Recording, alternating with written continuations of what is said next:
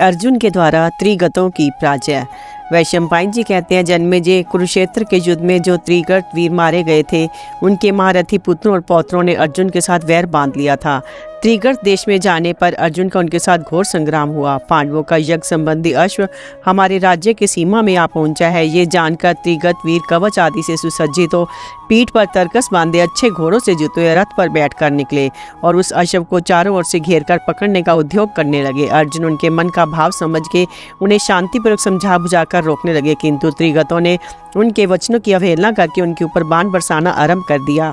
अर्जुन ने बारंबार मना किया और हंसते हंसते कहा, पापियों लौट जाओ, जीवन की रक्षा में ही तुम्हारा कल्याण है। उन्होंने ऐसा इसलिए कहा कि चलते समय धर्मराज युधिष्ठिर ने यह कहकर मना कर दिया था कि जिन राजाओं के भाई बंधु कुरुक्षेत्र की लड़ाई में मारे गए हैं, उनका वध नहीं करना चाहिए। धर्मराज की इस आज्ञा को मान करके ही अर्जुन ने त्रिगतों को लौट जाने की आज्ञा दी, तथापि वे लौटने को तैयार न हुए। तब त्रिगत राय सूर्यवर्मा को बाण समूहों से बीनकर अर्जुन हंसने लगा। ये देखकर त्रिगत देशीय वीर रथ की घरघराहट और पहियों की आवाज से सारी दिशाओं को गुंजायमान करते हुए धनंजय पर टूट पड़े। सूर्यवर्मा ने अपने हस्त लाघव दिखाते हुए अर्जुन को 100 बाणों का निशाना बनाया तथा उसके अनुयायियों में जो महान धनुर्धर वीर थे, वे भी अर्जुन को मार डालने की इच्छा से उन पर बाणों की वर्षा करने लगे, किंतु पांडुनंदन अर्जुन ने अपनी प्रत्यंचा से छोड़े हुए बाणों के द्वारा शत्रु के समस्त बाणों को काट डाला। वे कटे हुए बाण टुकड़े टुकड़े होकर जमीन पर गिर पड़े। उसका छोटा भाई केतु वर्मा, जो एक तेजस्वी नवयुवक था, अपने भाई के लिए यशस्वी अर्जुन के साथ युद्ध करने लगा। केतु वर्मा को धावा करता देख वीरवर अर्जुन ने उसे तीखे तीरों से मार डाला। उसके मारे जाने पर महारथी धृतवर्मा रथ पर सवार हो शीघ्र ही धमकार अर्जुन पर बाणों की झड़ी लगाने लगा। धृतवर्मा अभी बालक तो था ही, उसकी ऐसी फुर्ती देख महातेजस्वी अर्जुन को बड़ी प्रसन्नता हुई। वह कब बाण हाथ में लेता और कब उसे धनुष पर चढ़ाता है, उसको अर्जुन भी नहीं देख पाते थे। केवल उसकी बाण वर्षा ही उनकी दृष्टि में पड़ती थी। उन्होंने संग्राम भूमि में थोड़ी देखकर मन ही मन धृतवर्मा की प्रशंसा के युद्ध में उसका हौसला बढ़ाने लगे। यद्यपि धृतवर्मा सांप के समान क्रोध में भरा हुआ था, तथापि कौरव वीर अर्जुन प्रेम के साथ हंसकर बचा जाते थे। उन्होंने उसके प्राण नहीं लिए। इस प्रकार अमित तेजस्वी अर्जुन के द्वारा जानबूझकर छोड़ दिए जाने पर धृतवर्मा ने उनके ऊपर एक अत्यंत प्रज्वलित बाण चलाया। उससे अर्जुन के हाथ में बड़ी चोट आई, उससे गहरा घाव हो गया। अर्जुन को चक्कर आ गया और उनका गांडीव धनुष हाथ से छूटकर जमीन पर जा पड़ा। इसे देखकर धृतवर्मा ठहाका मारकर हंसने लगा। अर्जुन ने अपने हाथ का रक्त पहुंच डाला और क्रोध में भरकर पुनः उस धनुष को हाथ में लेकर बाणों की वर्षा आरंभ की।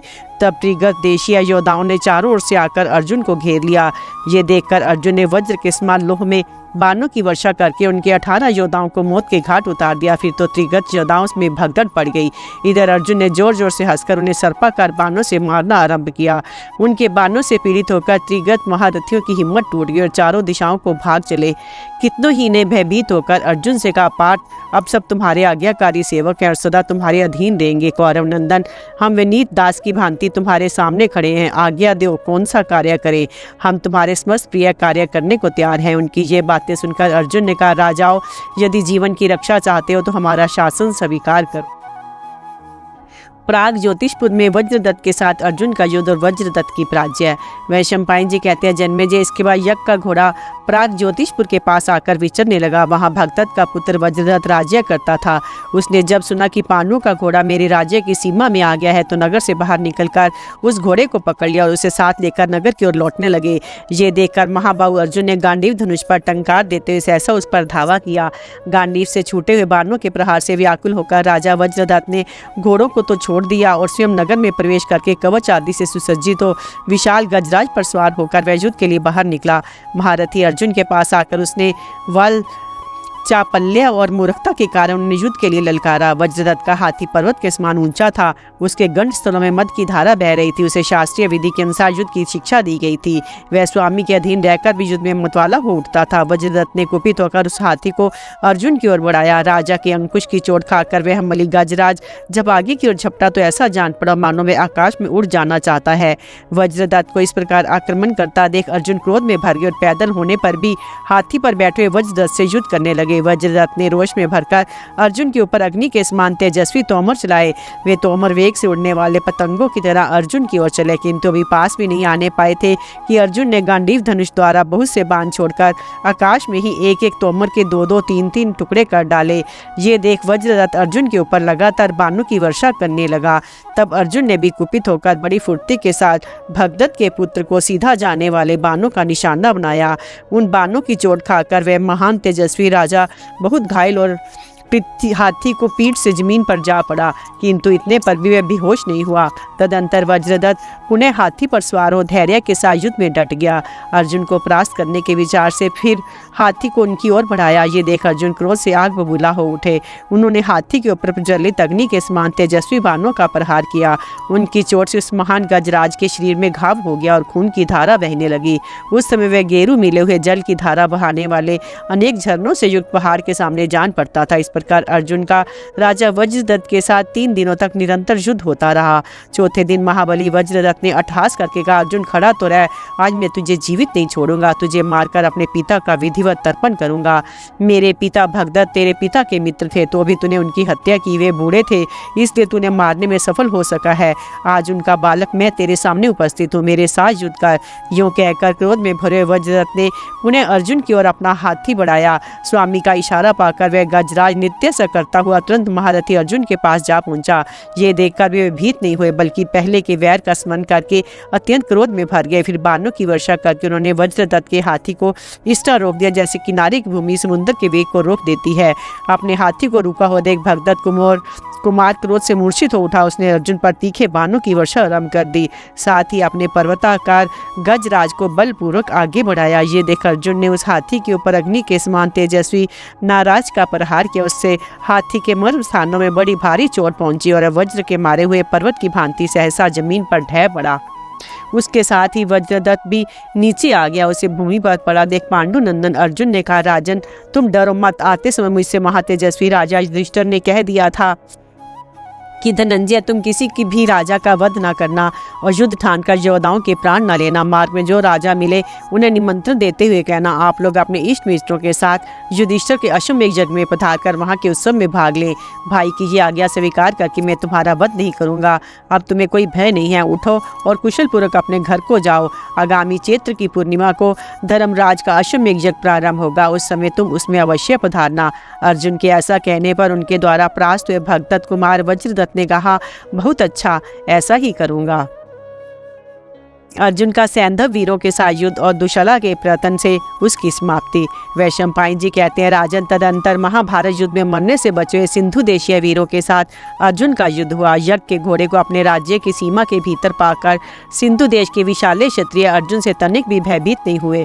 वे पहले संग्राम में अर्जुन से परास्त हो चुके थे, अब उन्हें जीतना चाहते थे। इसलिए उन महापराक्रमी वीरों ने पार्थ को चारों ओर से घेर लिया, उन्हें अपने बाणों की वर्षा से आच्छादित कर दिया।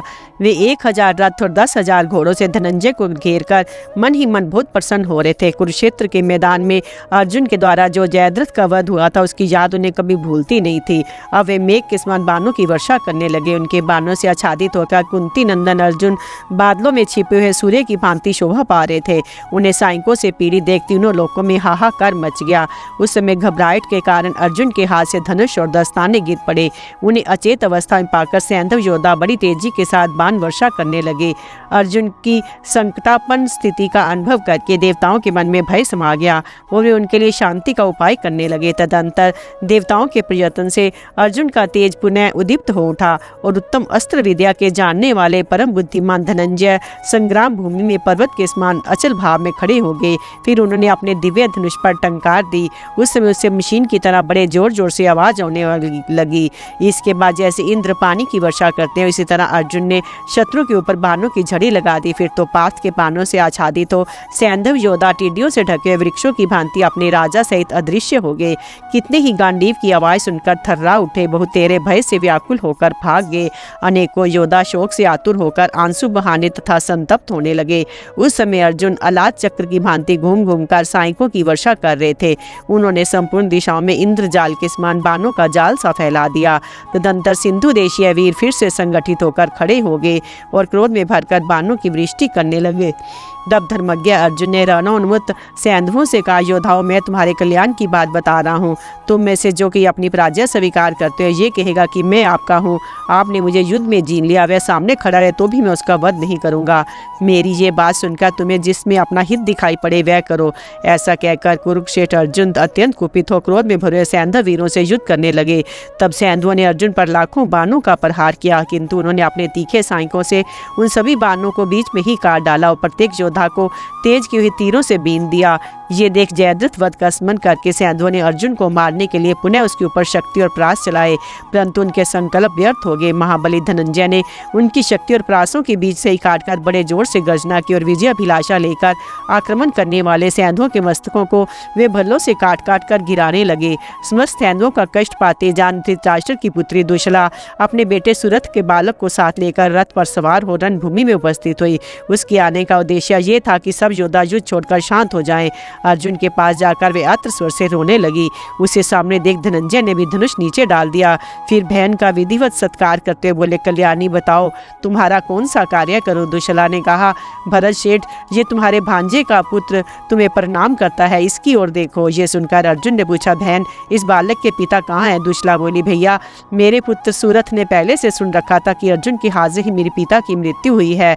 इसके बाद जब उसके कानों में इस समाचार पड़ा है कि अर्जुन घोड़े के पीछे पीछे यहाँ तक आ पहुँचे हैं, तो वह भय के मारे संताप से पीड़ित होकर पृथ्वी पर गिर पड़ा है और उसी दम उसके प्राण पखेरु उड़ गए हैं। उसे इस अवस्था में देख उसके पुत्र को साथ लेकर शरण खोजती हुई अब मैं तुम्हारे पास आई हूँ। ये कहकर वह अत्यंत आत्र होकर विलाप करने लगी। उसकी दीन दशा देख अर्जुन ने भी दीन भाव से अपना सिर नीचा कर लिया। तदंतर दुशला फिर कहने लगी, भैया, तुम कुरुक्षेत्र में श्रेष्ठ और धर्म को जानने वाले हो।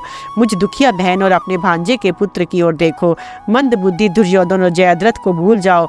जैसे अभिमन्यु से परीक्षित का जन्म हुआ है, उसी प्रकार सूरत से मेरे इस पौत्र की उत्पत्ति हुई है। इसी को गोद में लेकर आज मैं तुम्हारी शरण में आई हूँ। मैं चाहती हूँ कि सब योद्धा शांत हो जाएं और तुम इस निरीह हुई शिशु पर कृपा करो। ये तुम्हारे चरणों पर मस्तक रखकर शांति की भीख मांगता है, अतः शांत हो जाओ। ये निरा अबोध है, कुछ नहीं जानता। इसके भाई बंधु नष्ट हो चुके हैं, अब इसके ऊपर दया करो, क्रोध त्याग दो। दुशला के ये करुणयुक्त वचन सुनकर अर्जुन को दुख और शोक से पीड़ित राजा धृतराष्ट्र और गंधारी देवी का स्मरण हो आया और वह क्षत्रिय धर्म का तिरस्कार करते बोले, राज्य के लोभी और अभिमान के पुतले उस नीच दुर्योधन को धिक्कार है, जिसके कारण हमने अपने सभी बंधु बांधवों को यमलोक भेज दिया। जो कहकर अर्जुन ने दुशला को बहुत सांत्वना दी और प्रसन्नतापूर्वक मिलकर उसे घर की ओर विदा किया। दुशला ने भी उस महान युद्ध से अपने योद्धाओं को पीछे लौटाया और अर्जुन की प्रशंसा करते हुए प्रसन्न वदन हो वे घर को लौट गई। इस प्रकार सैंधव वीरों को परास्त करके धनंजय तेजी के साथ आगे बढ़ने लगे और स्वेच्छा अनुसार विचरने वाले उस घोड़े के पीछे पीछे तीव्र गति से चलने लगे। घोड़ा क्रमशः एक के बाद दूसरे देश में जाता और अर्जुन के पराक्रम को बढ़ाता हुआ इच्छा अनुसार विचरने लगा। घूमता घामता वह अर्जुन सहित मणिपुर नरेश के राज्य में जा पहुंचा। अर्जुन और बभ्रुवाहन का युद्ध तथा अर्जुन की मृत्यु। वैशंपायन जी कहते हैं, राजन, मणिपुर के राजा बभ्रुवाहन को जब अपने पिता अर्जुन के आने का समाचार मिला तो वह ब्राह्मण को आगे करके बहुत सा धन साथ में लेकर बड़ी विनय के साथ दर्शन के लिए नगर से बाहर निकला। मणिपुर नरेश को इस रूप में आते देख परम बुद्धिमान धनंजय ने क्षत्रिय धर्म का स्मरण करके उसका आदर नहीं किया, बल्कि कुपित होकर कहा, बेटा, तेरा ये ढंग ठीक नहीं है। मैं महाराज युधिष्ठिर के यज्ञ संबंधी घोड़े की रक्षा करता हुआ तेरे राज्य के भीतर आया हूँ, फिर भी तुम मुझसे युद्ध क्यों नहीं करता? दुर्मते, तू क्षत्रिय धर्म से बहिष्कृत हो चुका है, इसलिए तुझे धिक्कार है। संसार में जीवित रहकर तूने कोई पुरुषार्थ नहीं किया, तभी तो मुझे युद्ध के लिए आए हुए जानकर भी तू शांतिपूर्वक साथ ले जाने की आया है। यदि मैं हथियार रखकर खाली हाथ तेरे पास आता तो तेरे इस ढंग से मिलना ठीक हो सकता था। अर्जुन जब बभ्रुवाहन से उपयुक्त बातें कर रहे थे उस समय वह हाल जानकर नाग कन्या लूपी धरती चीर कर वहां आ पहुंची। उसे अपने स्वामी की कठोर बात नहीं सही गई, इसलिए उसने बभ्रुवाहन से धर्मयुक्त वचन कहा, बेटा, मैं तुम्हारी भी माता नाग कन्या लूपी हूँ, मेरी बात मानो, इससे तुम्हें परम धर्म की प्राप्ति होगी। तुम्हारे पिता कुरुवंश के श्रेष्ठ पुरुष और युद्ध के मत से उन्मत्त रहने वाले वीर हैं, अतः इनके साथ अवश्य युद्ध करो और ऐसा करने से ही ये तुम्हारे ऊपर विशेष प्रसन्न होंगे। माता की ये बात सुनकर महातेजस्वी बभ्रुवाहन ने मन ही मन युद्ध करने का निश्चय किया। उसने स्वर्ण में कवच पहनकर मस्तक पर तेजस्वी शीर्ष धारण किया तथा सैकड़ों तर्कसों से भरे हुए सब प्रकार की युद्ध सामग्री से सुसज्जित मन के समान वेग वाले घोड़ों से युक्त चक्र और आवश्यक वस्तुओं से पूर्ण सोने के भांडों से विभूषित सिंह के चिन्ह वाली ध्वजा से सुशोभित और सोने के बने हुए परम उत्तम रथ पर सवार हो अर्जुन पर धावा किया। निकट आने पर उस वीर ने पाठ के संरक्षण में विचरने वाली यज्ञ संबंधी घोड़े को अश्व शिक्षा में प्रवीण पुरुषों द्वारा पकड़वा लिया। घोड़े को पकड़ा गया देख धनंजय का चित्त बहुत प्रसन्न हुआ और वे रथ पर बैठे अपने पुत्र को युद्ध के मैदान में आगे बढ़ने से रोकने लगे। राजा बभ्रुवाहन ने वीरवर अर्जुन को विषैले सांपों के समान जहरीले और तेज के सैकड़ों बाणों से बीनकर अनेकों बार पीड़ित किया। पिता और पुत्र दोनों प्रसन्न होकर लड़ रहे थे। उनके उस युद्ध की कहीं तुलना नहीं थी। वह संग्राम देवता और असुरों के संग्राम को भी मात कर रहा था। वह बभ्रुवाहन ने हंसते हंसते अर्जुन के गले की हंसली में एक बाण मारा। जैसे सांप अपने बिल में घुस जाता है उसी प्रकार वह बाण अर्जुन के शरीर में पंख सहित प्रवेश कर गया। उसे छेद कर पृथ्वी में समा गया। उसकी चोट से अर्जुन को बड़ी वेदना हुई। वे अपने धनुष का सहारा लेकर मुर्दे के समान निश्चेत हो गए। थोड़ी देर बाद जब उन्हें होश आया तो अपना पुत्र बभ्रुवाहन की प्रशंसा करते बोले, बेटा तुम धन्य हो चित्रांगदा नंदन, आज तुमने अपनी योग्य पराक्रम दिखाया। इसे देखकर मुझे बड़ी प्रसन्नता हुई है। अच्छा अब मैं बाण मारता हूँ, तुम सावधान एवं स्थिर हो जाओ। ऐसा कहकर अर्जुन ने नाराजों की वर्षा आरंभ कर दी। गांडीव धनुष से छूटे हुए नाराज इंद्र के वज्र के समान जान पड़ते थे, परंतु राजा बभ्रुवाहन ने भल मारकर उन सभी नाराजों के दो दो तीन तीन टुकड़े कर दिए। तब अर्जुन ने मुस्कुराकर कुशुराकार दिव्य बाणों के प्रहार से बभ्रुवाहन के रथ के सुनहले ताल वृक्ष के समान ऊंची स्वरण में ध्वजा काट गिराई। उसके वेगवान घोड़ों को भी मार डाला। घोड़ों के मरने पर बभ्रुवाहन रथ से उतर पड़ा और क्रोध में भरकर पैदल ही अपने पिता से युद्ध करने लगा। पुत्र का पराक्रम देखकर अर्जुन बड़े प्रसन्न हुए। उन्होंने उसे अधिक पीड़ा नहीं पहुंचाई। तब बभ्रुवाहन ने पिता को युद्ध से विमुख होते जानकर पुनः सर्प के समान जहरीले बाणों से उन्हें पीड़ा देनी आरंभ की। उसने बाल स्वभाव के कारण परिणाम पर विचार किए बिना ही पिता की छाती में एक तीखे बाण का जोरदार प्रहार किया। वह बाण अर्जुन के मर्म स्थानों को छेदकर घुस गया और अत्यंत कष्ट देने लगा। उसकी चोट से अत्यंत घायल हो जाने के कारण मूर्छित होकर जमीन पर गिर पड़े। बभ्रुवाहन भी अर्जुन के बाणों के द्वारा पहले से ही बहुत घायल हो चुका था, इसलिए वह भी बेहोश होकर पृथ्वी का उल्लंघन करने लगा। बभ्रुवाहन की माता चित्रांगदा ने जब देखा कि पति और पुत्र दोनों धाराशायी हो गए हैं तो उसने शंकित हृदय से रणभूमि में प्रवेश किया। वहां जाने पर उसे पतिदेव अर्जुन मरे हुए दिखाई दिए। उनकी अवस्था देखकर वह कांप उठी और शोक से संतप्त होकर अत्यंत विलाप करने लगी। चित्रांगदा का विलाप, बभ्रुवाहन का शोक, लूपी के प्रयत्न से अर्जुन का पुनः जीवित होना तथा उन सब की बातचीत। वैशंपायन जी कहते हैं, जन्मेजय चित्रांगदा पति वियोग के दुख से संतप्त होकर बहुत विलाप करती हुई मूर्छित हो गई और पृथ्वी पर गिर पड़ी। कुछ देर बाद जब उसे होश आया तो उसने देखा नाग कन्या उलूपी दिव्य रूप धारण किए सामने खड़ी है। उसे देखा चित्रांगदा कहने लगी, उलूपी देखो, तुम्हारे ही कहने से मेरे पुत्र ने बाण मारकर समर विजयी अर्जुन की हत्या की है। रणभूमि में मरकर पड़े हुए अपने स्वामी को आज तुम भी जी भरकर देख लो। तुम तो श्रेष्ठ धर्म को जानने वाली बड़ी पतिव्रता होना, इसी से तुम्हारे पतिदेव आज तुम्हारे ही प्रयत्न से मारे जाकर रणभूमि में सो रहे हैं। बहन, मैं तुमसे अर्जुन के प्राणों की भीख मांगती हूँ, तुम इन्हें जीवित कर दो। कल्याणी, तुम्हें सब धर्मों का ज्ञान है और तीनों लोकों में तुम्हारी ख्याति फैली हुई है। आर्य, मैं अपने बेटे के लिए उतना शोक नहीं करती, मुझे तो इन पतिदेव के लिए अत्यंत शोक हो रहा है जिनके मेरे यहाँ इस प्रकार अतिथि सत्कार किया गया। नाग कन्या लूपी से इस प्रकार कहकर परम यशस्वी चित्रांगदा अपने स्वामी अर्जुन के पास जाकर बोली, प्रियतम उठो, मैंने तुम्हारा घोड़ा छुड़वा दिया है। तुम्हें तो महाराज युधिष्ठिर के यज्ञ संबंधी देशों के पीछे पीछे जाना है, फिर यहाँ कैसे सो रहे हो? समस्त कौरवों के प्राण तुम्हारे ही अधीन है, तुम तो दूसरों के प्राण दाता हो, तुमने स्वयं कैसे प्राण त्याग दिया? अलूपी पतिदेव पृथ्वी पर मरे पड़े हैं, उन्हें अच्छी तरह देख लो। तुमने बेटे को उकसाकर स्वामी की हत्या कराई है, क्या इसके लिए तुम्हें शोक नहीं होता? मृत्यु के वश में पड़ा हुआ मेरा बालक चाहे सदा के लिए भूमि पर सोता रह जाए, किंतु निद्रा पर विजय पाने वाले अर्जुन के जीवन की रक्षा हो जानी चाहिए। विधाता ने पति और पत्नी की मित्रता सदा रहने वाली एवं अटूट बनाई है। तुम्हारा भी इनके साथ वही संबंध है। इस सख्य भाव के महत्व को समझो और ऐसा उपाय करो जिससे तुम्हारी इनके साथ की हुई मैत्री सत्य एवं सार्थक हो। तुम्ही ने बेटे को लड़ाकर मेरे पति की जान ली है, यदि आज पुनः इन्हें जीवित करके नहीं दिखा दोगी तो भी मैं प्राण त्याग दूंगी। मेरे पति और पुत्र दोनों नष्ट हो गए, उनके बिना मैं अगाध शोक में डूब रही हूँ और तुम्हारे सामने यहाँ ही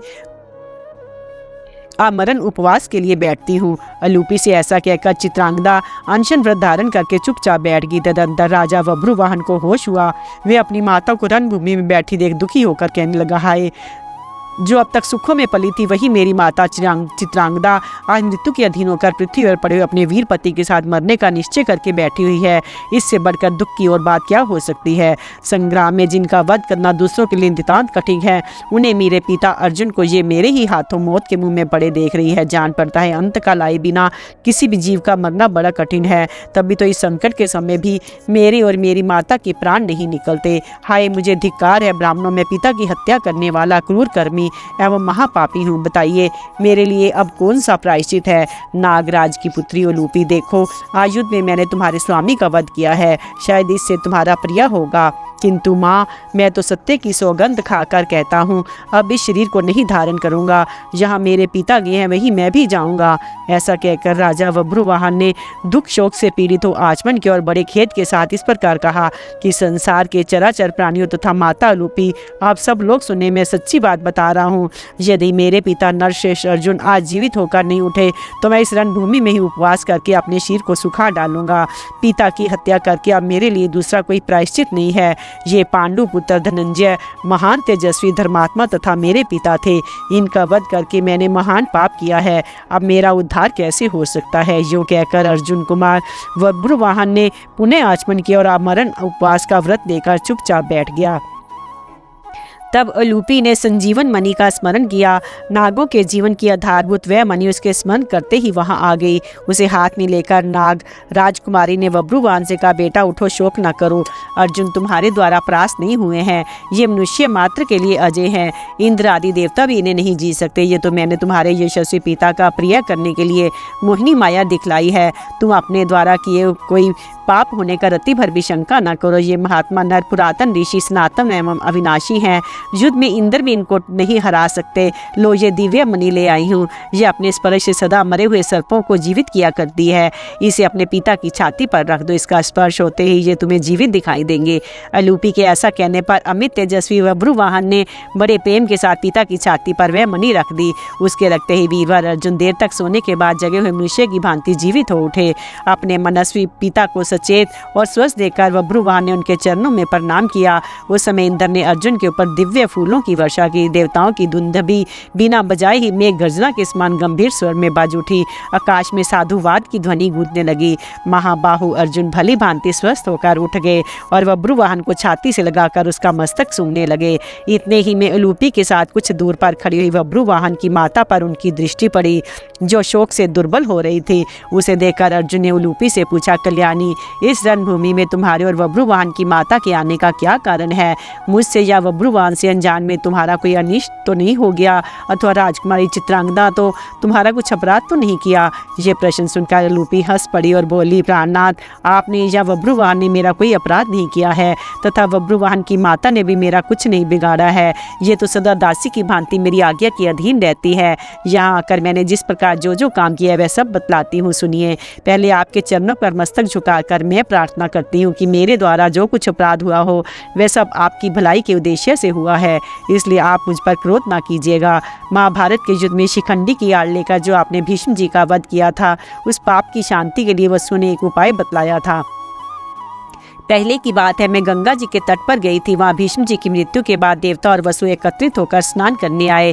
उन सब ने गंगा जी से मिलकर ये भयंकर बात कही, देवी, शांतनु नंदन भीष्म दूसरों के साथ युद्ध कर रहे थे तो भी सव्यसाची अर्जुन ने उनका वध किया है। इस अपराध के कारण हम उन्हें शाप देना चाहते हैं, इसके लिए आप आज्ञा दीजिए। ये सुनकर गंगा जी ने कहा, ऐसा ही होना चाहिए। उनकी बातें सुनकर मुझे बड़ा दुख और पाताल में प्रवेश करके मैंने अपने पिता से ये सारा समाचार कह सुनाया। ये सुनकर पिताजी को बड़ा खेद हुआ और वे वसुओं के साथ जाकर आपके लिए क्षमा याचना करने लगे। उनके बारंबार प्रार्थना करने पर वसुओं ने प्रसन्न होकर कहा, महाभाग, मणिपुर का तरुण राजा बभ्रुवाहन अर्जुन का पुत्र है। वह संग्राम में खड़ा होकर जब अपने बाणों से उन्हें मार गिराएगा, उस समय उनको इस पाप से छुटकारा मिल जाएगा। अब तुम अपने स्थान को जाओ। वसुओं के ऐसा कहने पर मेरे पिता ने घर आकर मुझसे ये बात बताई। इसे सुनकर मैंने इसी के अनुसार चेष्टा किया और आपको उस पाप से छुटकारा दिलाया है। युद्ध में तो देवराज इंद्र भी आपको नहीं जीत सकते। पुत्र तो अपना आत्मा ही है, इसलिए उसके साथ हाथ से यहाँ आपकी पराजय हुई है। उलूपी की बात सुनकर अर्जुन का चित्त प्रसन्न हो गया। वे कहने लगे, देवी, तुमने जो कुछ किया उससे मेरा अत्यंत प्रिय कार्य हुआ है। उलूपी के इस प्रकार चित्रांगदा को सुनाते हुए बभ्रुवाहन से बोले, बेटा, आगामी चैत्र की पूर्णिमा को महाराज युधिष्ठिर का अश्वमेध यज्ञ होने वाला है। तुम अपनी दोनों माताओं को साथ लेकर मंत्रियों सहित उस यज्ञ में आना। पिता के स्नेहपूर्ण वचन सुनकर बब्रुवाहन की आंखों में प्रेम की आंसू छलक आए। वह बोला, धर्मज्ञ, आपकी आज्ञा से मैं अवश्य अश्वमेध यज्ञ में सम्मिलित होऊंगा। उसमें ब्राह्मणों को भोजन परोसने का काम करूंगा। इस समय आपसे एक प्रार्थना है, आज मुझ पर कृपा करने के लिए अपनी दोनों धर्म पत्नियों के साथ इस नगर में प्रवेश कीजिए। ये भी आपका घर है। इसमें एक रात सुखपूर्वक निवास करके कल सवेरे घोड़े के पीछे पीछे जाइएगा। ये सुनकर अर्जुन ने चित्रांगदा कुमार से कहा, महाबाहो, ये तो तुम जानते हो कि मैं दीक्षा ग्रहण करके विशेष नियमों के पालन पूर्वक विचर रहा हूँ, इसलिए जब तक ये दीक्षा पूर्ण नहीं हो जाती तब तक मैं तुम्हारे नगर में प्रवेश नहीं कर सकता। ये यज्ञ का घोड़ा अपनी इच्छा के अनुसार चलता है, इसे कहीं भी रोकने का नियम नहीं है। अतः तुम्हारा कल्याण हो, मैं अब जाऊंगा, मेरे ठहरने के लिए कोई स्थान नहीं है। तदंतर बब्रुवाहन ने अर्जुन की विधिवत पूजा की और वे अपनी दोनों भार्याओं की अनुमति लेकर वहां से चल दिए। अर्जुन का मगध, चेदी, काशी, कौशल आदि देशों के राजाओं को परास्त करते हुए गंधार देश में पहुंचना। वैशंपायन जी कहते हैं, राजन, इसके बाद वह घोड़ा समुद्र पर्यंत समूची पृथ्वी की परिक्रमा करके पीछे की ओर लौटा। अर्जुन भी उसके पीछे पीछे लौट पड़े। रास्ते में उन्होंने राजगृह नाम का नगर मिला। सहदेव का पुत्र मेघ संधि वहाँ का राजा था। उसने जब सुना कि अर्जुन मेरे नगर के निकट आए हैं, जो क्षत्रिय धर्म में स्थित होकर उन्हें युद्ध के लिए आमंत्रित किया। तत्पश्चात स्वयं भी धनुष बाण से सुसज्जित और रथ पर बैठकर नगर से बाहर निकला। उसने पैदल आते हुए अर्जुन पर धावा करके कहा, भारत, क्यों इस घोड़े के पीछे पीछे फिर रहे हो? मैं इसे अभी पकड़ कर लिए जाता हूँ। हिम्मत हो तो इसे छुड़ाने का यत्न करो। यदि मेरे पूर्वजों ने कभी भी युद्ध में तुम्हारा स्वागत न किया हो तो मैं वह कमी पूरी करूँगा। मेरे द्वारा आज तुम्हारा सत्कार होगा। पहले तुम मुझ पर प्रहार करो, फिर मैं तुम पर प्रहार करूँगा। मेघ संधि के ऐसा कहने पर पांडुनंदन अर्जुन हंसकर बोले, राजन, मेरा व्रत तो यह है कि जो मेरे कार्य में विघ्न डाले उसी को मैं रखूं। अतः तुम अपनी पूरी शक्ति लगाकर मेरे ऊपर प्रहार करो। ये सुनकर पहले मगधराज मेघ संधि ने ही प्रहार किया। उसने अर्जुन पर हजारों बाणों की वर्षा की, किंतु गांडीवधारी धनंजय ने उन सभी बाणों को अपने सायकों से काटकर व्यर्थ कर दिया। साथ ही मेघ संधि के ध्वज, पताका, दंड, रथ, यंत्र, घोड़े तथा रथ के अन्य अंगों पर उन्होंने बहुत से प्रज्वलित बाण छोड़े, किंतु राजा के शरीर और सारथी पर एक भी बाण नहीं मारा। मगधराज मेघ संधि इसको अपना पराक्रम समझने लगे और अर्जुन पर लगातार बाणों की वर्षा करता रहा। उसके प्रहार से जब अर्जुन बेतरह घायल हो गए तो उन्होंने क्रोध में भरकर अपने धनुष पर जोर से टंकार दी। मेघ संधि के घोड़ों को मारकर उसके सारथी का भी सिर उड़ा दिया। फिर कुशूराकार बाण से उसके महान धनुष को काट डाला और हस्त त्राण नष्ट करके उसकी ध्वजा और पताका को भी काट गिराया। उस समय मेघ संधि को बड़ी पीड़ा हुई और वह गदा लेकर अर्जुन पर टूट पड़ा, परंतु सामने आते ही धनंजय ने अनेकों बाण मारकर उसकी स्वर्ण मंडित गदा के टुकड़े टुकड़े कर डाले। इस प्रकार जब मेघ संधि रथ, धनुष और गदा से वंचित हो गया तो अर्जुन ने उसे समझाते हुए कहा, बेटा, तुमने क्षत्रिय धर्म के अनुसार पूरा पराक्रम दिखाया, अब अपने घर जाओ, तुम अभी बालक हो। इस युद्ध में तुमने जो शौर्य प्रकट किया है वही तुम्हारे लिए बहुत है। महाराज युधिष्ठिर का ये आदेश है कि युद्ध में राजाओं का वध न करना, इसलिए मेरा अपराध करने पर भी तुम अभी तक जीवित हो। अर्जुन की बात सुनकर मेघ संधि को ये विश्वास हो गया कि अब इन्होंने मेरी जान छोड़ दिया। तब वे अर्जुन के पास गए और हाथ जोड़कर उनका आदर करते हुए कहने लगा, वीरवार, मैं परास्त हो गया, आपका कल्याण हो। मुझसे जो जो सेवा लेनी है उसे बताइए, मैं उसे अवश्य पूर्ण करूंगा। तब अर्जुन ने उसे धैर्य देते हुए कहा, राजन, तुम आगामी चैत्र पूर्णिमा को महाराज युधिष्ठिर के अश्वमेध यज्ञ में पधारना। उनके ऐसा कहने पर सहदेव पुत्र ने बहुत अच्छा कहकर उनकी आज्ञा स्वीकार की और अर्जुन का विधिवत पूजन किया।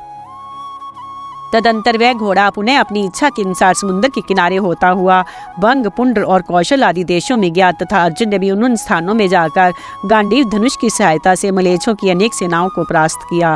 तत्पश्चात अर्जुन घोड़े का अनुसरण करते हुए दक्षिण दिशा की ओर गए।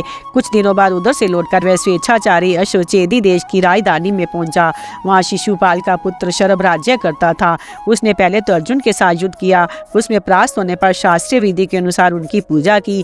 चेदी राज की पूजा स्वीकार करके उत्तम अश्वकाशी, अंग, कौशल, किरात और तंगन आदि देशों में गया। उन सभी राज्यों में अर्जुन की विधिवत पूजा हुई। वहां से लौटकर वे दर्शान देश में पहुंचे। उस समय वहां महाबली चित्रांगद का राज्य था। उसके साथ अर्जुन का बड़ा भयंकर युद्ध। अंत में उसे परास्त करके वे निषाद राज एकलव्य के राज्य में गए। वहां एकलव्य के पुत्र ने युद्ध के द्वारा उन्हें रोका। फिर तो निषादों के साथ उन्होंने बड़ा रोमांचकारी युद्ध किया। अंत में निषाद राज पर विजय पाई। उसके द्वारा पूजित होकर पुनः दक्षिण समुद्र की ओर बढ़े। मिले। उधर भी द्रविड़, आंध्र, रौद्र, महिषक और कोलाचल के प्रांतों में रहने वाले वीरों के साथ अर्जुन का युद्ध हुआ। उन सबको सहज में ही जीतकर वे घोड़ों के साथ सुराष्ट्र, गोकर्ण और प्रभास क्षेत्र में गए। वहां से वे यज्ञ का घोड़ा वृषण वीरों के साथ द्वारा सुरक्षित परम रमणीय द्वारका नगरी में जा पहुंचा। वहां जाते ही यदुवंशी बालक उस घोड़े को बांध कर ले चले। इसी समय राजा उग्रसेन वसुदेव जी के साथ पुरी से बाहर निकले। उन्होंने बालकों को घोड़ा ले जाते देख उन्हें मना कर दिया। तदंतर वे दोनों बड़े प्रेम के साथ अर्जुन से मिले और शास्त्रोक्त विधि के अनुसार उनका पूजन किया। तत्पश्चात उन दोनों की आज्ञा लेकर वे घोड़े के साथ पश्चिम समुद्र के तटवर्ती देश में होते हुए पंचनद देश में गए। वहां उनका घोड़ा इच्छानुसार विचरता हुआ गांधार देश में चला गया। वहां गांधार राज शकुनी के पुत्र से अर्जुन को बड़ा भयंकर युद्ध हुआ। गांधार राज को परास्त करके अर्जुन का लौटना और यज्ञ भूमि की तैयारी और नाना देशों से आए हुए राजाओं की यज्ञ की सजावट देखना। वैशंपायन जी कहते हैं, जन्मेजय शकुनी का पुत्र गांधारों में सबसे बड़ा वीर और महारथी था। वह बहुत बड़ी सेना साथ लेकर अर्जुन का सामना करने के लिए बढ़ा। उसके सैनिक शकुनी के वध का स्मरण करके अमर्ष में भरे हुए थे। सब ने धनुष बाण हाथ में लेकर पार्थ पर आक्रमण किया। परम धर्मात्मा और किसी से भी पराजित न होने वाला वीरवर अर्जुन ने उन्हें शांतिपूर्वक समझाकर लड़ने से रोका तथा युधिष्ठिर का हितकारी वचन भी सुनाया, किंतु वे अमर्ष से भरे होने के कारण उनकी बात मानने को तैयार न हुए। अनेकों योद्धा घोड़ों को चारों ओर से घेरकर उसे पकड़ने के लिए आगे बढ़े। ये देख पांडु नंदन अर्जुन गांडीव धनुष से छूटे हुए तेज धार वाले क्षुरों से बने हुए परिश्रम के ही उनके मस्तक काटने लगे। इस प्रकार मार पड़ने पर बाणों से पीड़ित होने के कारण वे सब सैनिक घोड़ा छोड़कर बड़े वेग से अर्जुन की ओर लौट पड़े। उन सभी गंधारों के साथ द्वारा रोके जाने पर भी तेजस्वी वीर अर्जुन नाम ले लेकर उनके सिर काटने और गिराने लगे। जब चारों ओर गंधारों का संहार आरंभ हो गया तो शकुनी के पुत्र ने आगे बढ़कर पांडु नंदन अर्जुन को रोका। तब अर्जुन ने जिस प्रकार जयद्रथ का सिर उड़ाया था उसी प्रकार शकुनी पुत्र के शीर्ष त्राण का अर्धचंद्राकार बाण से काट गिराया। ये देखकर गंधारों को बड़ा विस्मय हुआ। वे सब ये समझ गए कि अर्जुन ने जानबूझकर गंधार राज को जीवित छोड़ दिया है। उस समय गंधार राज शकुनी का पुत्र अपने भागते हुए सैनिकों के साथ स्वयं भी भाग खड़ा हुआ। संपूर्ण सेना के मनुष्य, हाथी और घोड़े इधर उधर भटकने लगे। सारी फौज गिरती पड़ती भागने लगी। उसके अधिकांश सिपाही युद्ध में मारे गए और वे बारंबार युद्ध भूमि में ही चक्कर काटने लगी। तदंतर गंधार राज की माता अत्यंत भयभीत होकर बूढ़े मंत्रियों को आगे करके नगर से निकली और उत्तम अर्घ्य लेकर रणभूमि में उपस्थित हुई। आते ही उसने अपने रणोन्मत्त पुत्र को युद्ध करने से रोका। अर्जुन की पूजा करके उन्हें प्रसन्न किया। अर्जुन ने भी उसका सत्कार करके उसके ऊपर अनुग्रह किया और शकुनी के पुत्र को सांत्वना देते हुए कहा, महाबाहो, तुमने जो मुझसे युद्ध करने का विचार किया ये मुझे पसंद नहीं आया, क्योंकि तुम तो मेरे भाई ही हो। मेरी माता गंधारी और पिता धृतराष्ट्र को याद करके युद्ध में तुम्हारी अपेक्षा की है, इसी से अब तक जीवित हो। केवल तुम्हारे अनुगामी सेनक ही मारे गए हैं। अब हम लोगों में ऐसी बात नहीं होनी चाहिए। आपस का वैर शांत कर देना उचित है। अब तुम कभी इस प्रकार हम लोगों के विरुद्ध युद्ध ठानने का विचार न करना। आगामी चैत्र की पूर्णिमा को महाराज युधिष्ठिर का अश्वमेध यज्ञ होने वाला है, उसमें तुम अवश्य पधारना। गंधार राज से यूं कहकर अर्जुन इच्छा अनुसार विचरने वाले घोड़े के पीछे चल दिए। अब वह घोड़ा हस्तिनापुर की राह पकड़कर लौट पड़ा। इसी समय महाराज युधिष्ठिर को जासूसों की जबानी अर्जुन के लौटने का समाचार मिला। वे सकुशल आ रहे हैं और गंधार तथा दूसरे देशों में उन्होंने अद्भुत पराक्रम दिखाया है, इत्यादि बातें सुनकर उनकी खुशी का ठिकाना न रहा। उस दिन माघ महीने के शुक्ल पक्ष की द्वादशी तिथि थी और उसमें उत्तम नक्षत्र का योग था। ये जानकर महातेजस्वी धर्मराज युधिष्ठिर ने अपने भाई भीम, नकुल और सहदेव को बुलाया और भीम को संबोधित करके कहा, भीमसेन, तुम्हारे छोटे भाई अर्जुन घोड़े के साथ साथ आ रहे हैं। इधर यज्ञ प्रारंभ करने का समय भी निकट आ गया है। माघ की पूर्णिमा भी आ गई। अब बीच में केवल फागुन का महीना बाकी है। अतः वेद के पारंगत विद्वान ब्राह्मणों को भेजना चाहिए कि वे अश्वमेध यज्ञ की सिद्धि के लिए उपयुक्त स्थान देखें। यह सुनकर भीम ने तत्काल राज आज्ञा का पालन किया। अर्जुन के लौटने का समाचार सुनकर उनका चित्त बहुत प्रसन्न हुआ था। तत्पश्चात भीमसेन यज्ञ कार्य में कुशल ब्राह्मणों को आगे करके होशियार कारीगरों के साथ सब नगर से बाहर गए और शाल वृक्ष से भरे हुए सुंदर स्थान पसंद करके उसे चारों ओर से नाप लिया। तत्पश्चात वहां उत्तम मार्गों से शोभित यज्ञ भूमि तैयार कराई। उस भूमि में सैकड़ों महल बनवाए गए जिनके फर्श में अच्छे अच्छे रत्न जड़े हुए थे। यज्ञशाला सोने और रत्नों से सजाई गई थी। वहाँ स्वर्ण में विचित्र खंबे और बड़े बड़े तोरण लगे हुए थे। धर्मात्मा भीम ने यज्ञ मंडप के स्थान पर सभी स्थानों में शुद्ध स्वर्ण का उपयोग किया था। उन्होंने अंतःपुर की स्त्रियों और भिन्न भिन्न देशों से आए हुए राजाओं तथा ब्राह्मणों के रहने के लिए अनेकों उत्तम भवन बनवाए। उन सब का निर्माण शास्त्रीय विधि के अनुसार हुआ था। ये सब काम हो जाने पर भीमसेन ने महाराज युधिष्ठिर की आज्ञा से विभिन्न राजाओं को निमंत्रण देने के लिए दूत भेजे। निमंत्रण पाकर वे सभी राजा अनेकों प्रकार के रत्न, स्त्रियां, घोड़े और नाना भांति के अस्त्र शस्त्र लेकर वहां उपस्थित हुए। इस नवागत अतिथियों का सत्कार करने के लिए राजा युधिष्ठिर ने अन्न, पान और अलौकिक शैयाओं का प्रबंध किया। चावल, शक्कर और गोर रस से भरे भांति भांति के भवन और अनेकों सवारियां दी। धर्मराज के उस महान यज्ञ में बहुत से ब्रह्मवादी मुनि भी पधारे। अच्छे अच्छे ब्राह्मण अपने शिष्यों को साथ लेकर आए। महातेजस्वी युधिष्ठिर दंभ छोड़कर स्वयं उन सबका विधिवत सत्कार करते और जब तक उनके लिए योग्य स्थान का प्रबंध हो जाता तब तक उनके साथ साथ रहते थे।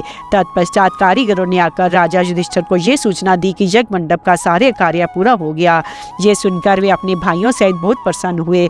तदंतर यज्ञ में सम्मिलित होने के लिए आए हुए राजा लोग घूम घूम कर भीमसेन के द्वारा तैयार कराए हुए यज्ञ मंडप की उत्तम सजावट देखने लगे। उन्होंने स्वर्ण के बने हुए तोरण, शैया, आसन, विहार, रत्नों के ढेर, घड़े, बर्तन, कड़ाहे, कलश और बहुत से कटोरे देखे। वहाँ कोई भी ऐसा सामान नहीं दिखाई दिया जो सोने का बना हुआ ना हो। शास्त्रोक्त विधि के अनुसार जो लकड़ी के यूप बने हुए थे उनमें भी सोना जड़ा हुआ था। इस प्रकार वह यज्ञशाला पशु, गौ, धन और धान्य सभी दृष्टियों से संपन्न एवं बढ़ाने वाली थी, आनंद बढ़ाने वाली थी। उसे देखकर राजाओं को बड़ा विस्मय हुआ। ब्राह्मणों और वैश्यों के लिए वहाँ परम स्वादिष्ट अन्न का भंडार भरा हुआ था। प्रतिदिन 1 लाख ब्राह्मणों के भोजन कर लेने पर बारंबार डंका पीटा जाता था। धर्मराज का यज्ञ रोज रोज इसी रूप में चालू रहा। अन्न के बहुत से पर्वत के समान ढेर दिखाई देते थे।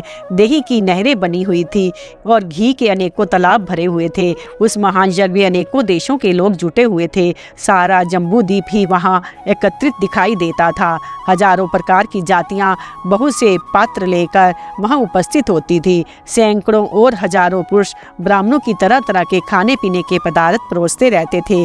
वहां ब्राह्मणों को राजोचित भोजन दिया जाता था।